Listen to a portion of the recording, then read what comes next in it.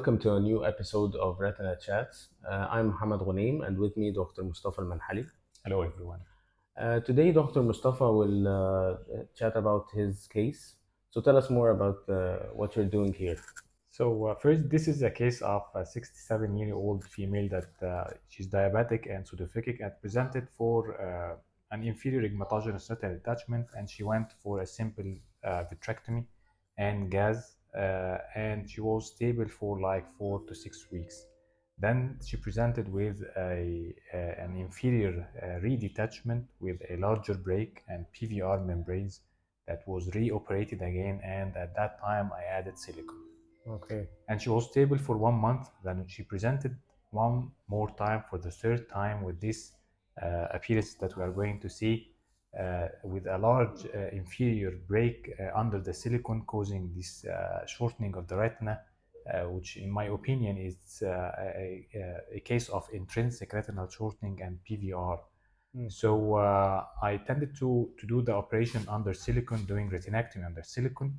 And this is done by connecting the infusion to a silicone syringe, and you just when you push the infusion, you are pushing the silicone, and this can be managed over the machine that goes for silicone injection for a while, then you go for a vitrectomy. So you are alternating between silicone injection and vitrectomy. But there's also subretinal silicone, right? Yes, sure, because it was tracted and there are yeah. large holes, so definitely there was this silicone bubble below the retina.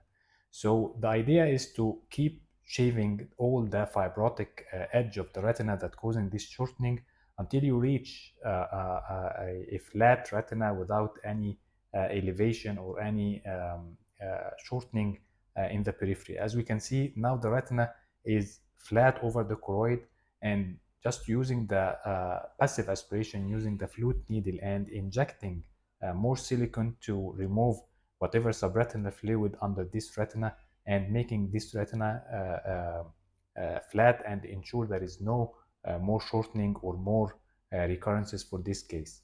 Okay. So as we can see now that the retina is flat, no more silicone under the retina or fluid. And the important message here that you have to keep an eye over the optic disc while you are injecting silicone to avoid any increase in the intraocular pressure. And as we can see, we can do laser simply under the silicone, and it takes the silicone well, and this the kind of retinopexy I did in this case, and actually it went well. So it's a very bold move, I think, that to do and this all is the this, appearance of the retina after with silicone in place. Yeah. With the silicone in place, yes. After 1 month of the surgery, as we can see, the macula is flat, the razor was already taken, and everything is okay. I do subsilicone surgeries, and I think it's very nice and with very good results. But I haven't tried doing a retinectomy under silicone, and I think it's a very bold move to do a lot of work under silicone. I didn't at the start. I didn't think that the silicone would come out from under the retina, but as you showed, yeah, it went very fine. The important thing that when you do retinectomy under silicone, you have to keep the opening of the cutter facing the retina. So it is not like the vitrectomy facing up. So it's like the phacoprobe bevel down, and you go cutting just towards the retina. Yes, because under silicone, everything, the viscosity is not the same as under saline. So you have to keep the face of the vitrectomy probe over the retina and avoid excessive eating, because you are not seeing where the plane that the vitrectomy probe is going.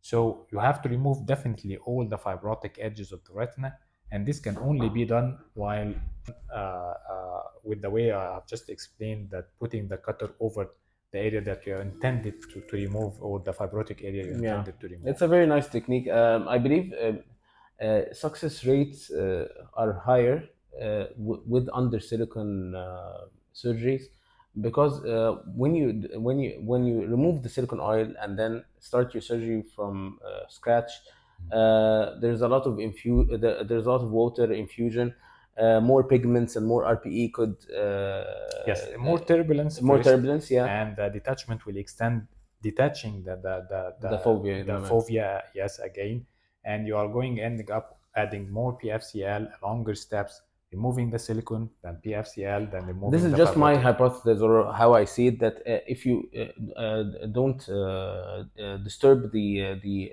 RPE cells and the and no more RPE, no more PVR will then be generated. This makes sub-silicon surgeries more successful than redoing the whole thing again. I may be wrong. You have to do a larger study Yes, to just confirm confirm this or theory. not. Yeah. But this is how I believe it goes.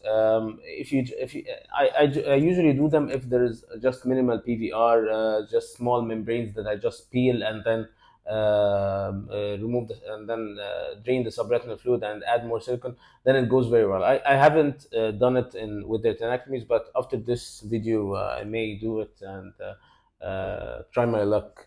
So my two important message that you have to keep an eye on the optic disc and avoid any increase in the intraocular pressure, alternating between silicone injection and vitrectomy, and the second one that you keep the face of the vitrectomy probe over the fibrotic retina. I also believe that here there's some subretinal Yes. hemorrhage that occurred. You were lucky here, and it wasn't too much. But would you consider maybe doing a diathermy before cutting the retina? For retinectomy, I usually use 4 large vessels to cauterize them to avoid this subretinal. We can do it under silicone too. We did Sure. everything on this. Yeah, sure. And even we did the laser. Yeah. But I felt that I'm eating only the fibrotic So there is edges. not a lot So of I think spreads, this yeah. is a minimal hemorrhage that can extend. Yeah, okay, but I've seen it happen with me and with other surgeons that you could have a massive subretinal Sure. hemorrhage. You have to just add more silicone, increase the intraocular pressure, and diathermize the bleeding point, and hope that it gets suctioned out with your cutter or flute needle. So this So, is a perfect case and nice and the demonstration. follow-up will for the silicone eye removal, and we will see these are the recommendation how to do it under silicone, Okay. and to keep an eye on the IOP spikes, especially when injecting the silicone. And at the time of silicone oil removal, just go straight forward as any surgery. As we can see, it's very stable, and we have an inferior well lasered, and retinopexy is stable, no more traction, no more PVR or membranes. And this is for me, I think it was an easier to do it under silicone rather than removing the Yeah. silicone and do it the other way. Okay, very nice. So when do you consider that no, I won't do under silicone surgery? In this case, I'll have to remove the silicone and then start the case from scratch. Because we've seen For the- retinectomy under silicone, so you can do anything. Sure. For me, I start most of the cases, almost 90% of those cases under silicone, except if there are some star folds or PVR membranes that I have to peel. So at this time, if they are extensive, this is very difficult to do it under silicone because you cannot highlight them or stain them as under PFCL.